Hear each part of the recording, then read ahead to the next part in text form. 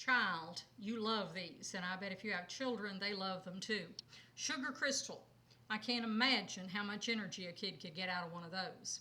But my students always loved making them. Now, mine were never as sophisticated and as neat as these are, but they grew sugar crystals, and of course kids love sugar, so they love them. So let's talk about crystal growing. You can, at the Dollar Tree even, and again, I'm not endorsing anybody, but they do, have little crystal growing kits for $1, so you can't beat that in terms of a way to do that. Obviously, directions with it.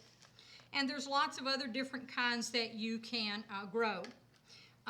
This is a borax like you use in laundry detergent. This is 1 day of growth from borax. Now, obviously, everything that we're going to talk about has to have something to adhere to. And so borax works better with pipe cleaners, but lots of people will make their initials or their name, but you can see very easily how these grow. And this is 1 day's growth attached to those with borax. So pretty neat in terms of how they grow.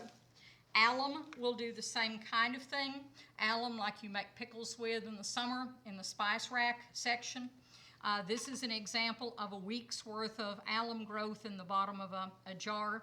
I just used a container of alum, left it in the jar with water, and the directions on how to do this is in the notebook. But a pretty good sized crystal, which I think is pretty cool. Now, the thing that my kids liked the best about crystal growing was to talk about how the crystals actually grow. So this is a saturation of liquid, and it's important that you understand that whatever you're growing crystals from has to be totally saturated. So think about the definition of saturation. If you're doing salt crystals, which they say you can do, I've never had any luck with salt crystals.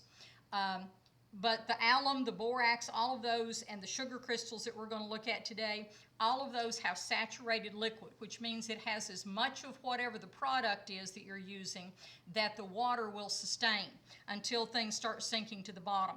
So there's directions in the kit about, or in the notebook about how much sugar to add if you're going to do sugar crystals. You may have to add a little bit more, but that'll give you a pretty good idea about where to start.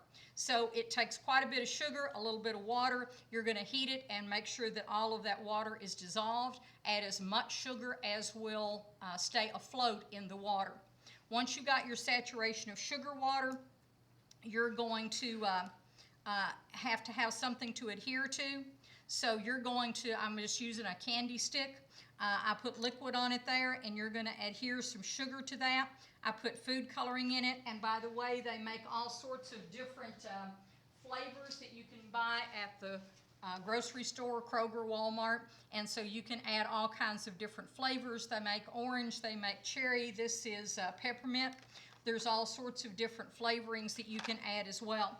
So my students got to pick what kind of flavor they wanted. They made their own crystals. It does take about a week to actually grow the crystals, so don't expect overnight success. Now, the thing about making the sugar crystals is that it can't touch anywhere. The reason it can't touch anywhere is because it will start growing to the sides of the glass. So don't let it touch. So don't let it go all the way to the bottom. Don't let it touch on the sides. I use 2 old-fashioned clothespins snapped to each other to float them in the middle, and then they will start growing within the next few days. Within a week, you should have decent crystals. Kids love eating them. Obviously, you can make them whatever color you want, whatever flavor you want, but the kids love those, and it's an excellent way to talk about crystals. Now, how would you talk about this other than the chemical reaction with the crystals?